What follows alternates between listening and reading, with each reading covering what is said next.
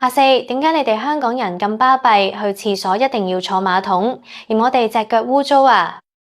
行路慢少少都俾人積，飲啖水都要罰錢，簡直係搶錢。最近我個親戚 group 簡直係嘈到拆天。隨住全面通關，好多內地親戚朋友嚟香港玩，原本開開心心，點知返去之後個個都喺度呻，話香港規矩多，人情薄，去個旅行好似去咗軍訓咁。睇住小紅書上面嗰啲關於香港最難頂文化嘅訴求，我個心真係好無辜，好想同大家講句，各位街坊，唔係我哋想針對你，係因為喺香港生活真係好難。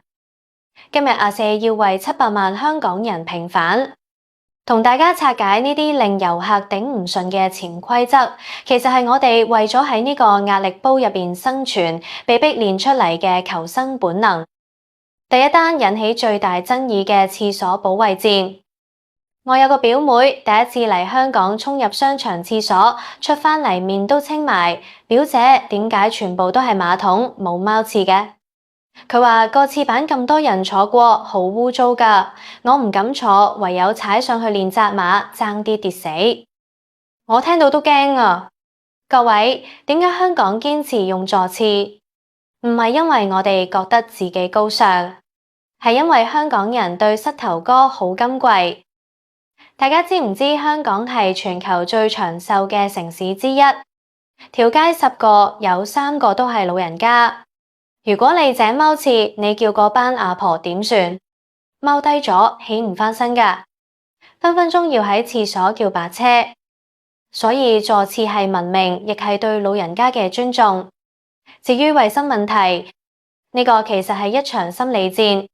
內地朋友覺得皮膚接觸好污糟，但我哋香港師奶覺得茅廁周圍嗰啲水漬腳印，視覺上仲恐怖。阿四教大家，香港商場嘅廁所姐姐好勤力，基本上都好乾淨。如果你真係有心理障礙，用消毒液抹下或者鋪張紙，千祈唔好踩上去。一嚟危險，二嚟你踩污糟咗個板，下一個使用者就會好慘。呢個係公德心嘅問題。第二單，地鐵入面嘅踎低恐懼。好多遊客唔明，我行街行到腳斷，喺地鐵踎陣休息下，點解你哋要用嗰種見到鬼嘅眼神望住我？我好誠實同你講，我哋唔係歧視你，我哋係驚你有危險。你知唔知香港地鐵繁忙時間係咩概念？嗰個就係喪屍片現場。金鐘站一開門，幾千人湧出嚟，大家趕住返工，趕住返屋企，步速係競步級別。如果你踎喺地下，你就一個視覺盲點，前面嘅人見唔到你，一腳踩落去，後面嘅人收唔切掣，成層人疊喺你身上。呢個唔係講笑，係隨時會發生嘅人踩人慘劇。而且喺香港人從小到大嘅教育入面，踎呢個動作係好唔雅觀嘅，除非你係暈低咗唔舒服。如果唔係幾累都好，一係坐，一係企。呢個係一種儀態，亦係一種對公共秩序嘅維護。所以下次見到有人踎，我哋嗰個眼神唔係嫌棄，係擔心緊需唔需要幫你叫白車。第三單，最肉赤嘅飲水罰2000。遊客最興就係呢一條，我口渴飲啖水啫，又唔係食臭豆腐，使唔使罰2000蚊咁狠啊？我同大家講，呢一條例背後係香港人對一種生物嘅極度恐懼——老鼠。香港地底複雜，老鼠好易滋生。地鐵係香港嘅大動物，每日幾百萬人上落。如果因為你跌咗粒麵包碎，滴咗滴甜嘅奶茶，引嚟老鼠咬斷電纜，後果係點？地鐵停駛，全港交通癱瘓，幾百萬人返唔到工，返唔到學，嗰個經濟損失係以億計㗎。香港人係全世界最依賴地鐵嘅生物，我哋手停口停。任何搞到地鐵延誤嘅行為，喺我哋眼中都係謀殺。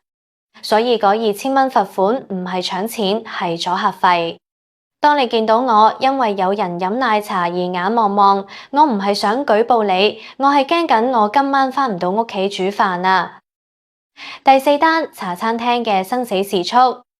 好多遊客去茶餐廳都受過一套戲，杯凍檸茶要加2蚊，搶錢啊！張台咁細仲要搭台，對面個阿伯食飯噴晒口水過嚟，個侍應飛碟咁掟碟飯俾我，食完即刻趕我走。阿四好明白呢個真係好煩，但我想幫茶餐廳老闆講句公道說話，凍飲加錢係歷史遺留問題。以前製冰要錢，而家電費貴，呢2蚊係俾部製冰機嘅。至於搭台同趕客，罪魁禍首淨係一個地產霸權。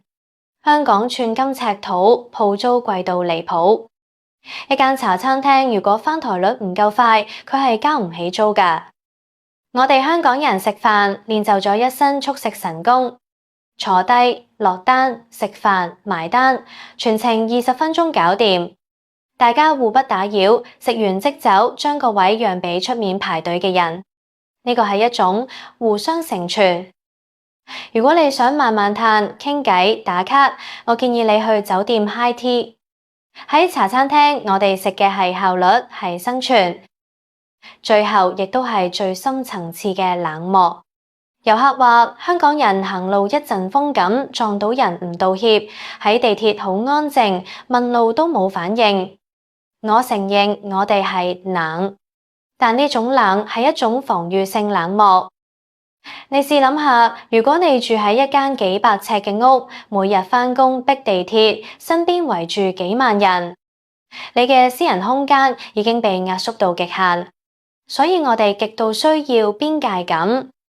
喺地鐵保持安靜，係因為我唔想污染你嘅耳仔。行路行得快，係因為我唔想阻住你發達。我唔打擾你，你都唔打擾我。呢個係香港人俾彼此最後嘅一點溫柔。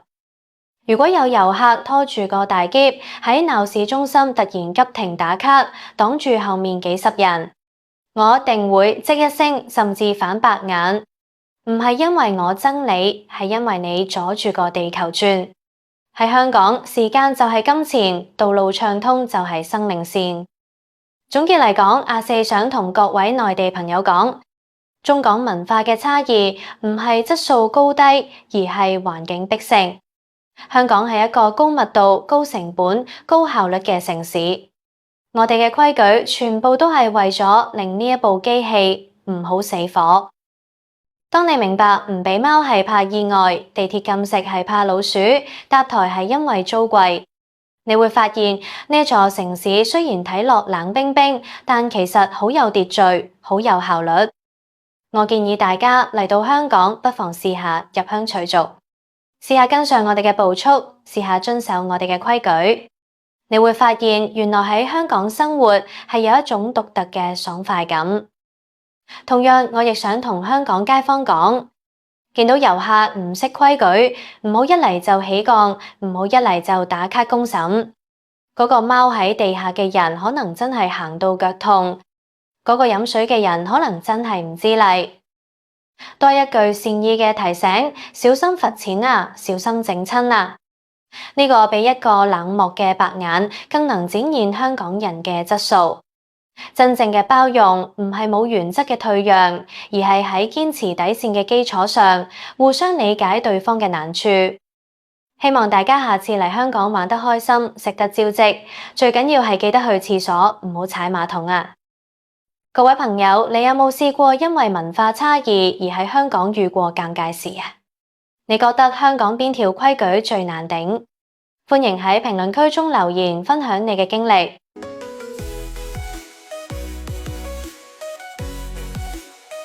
阿四，點解你哋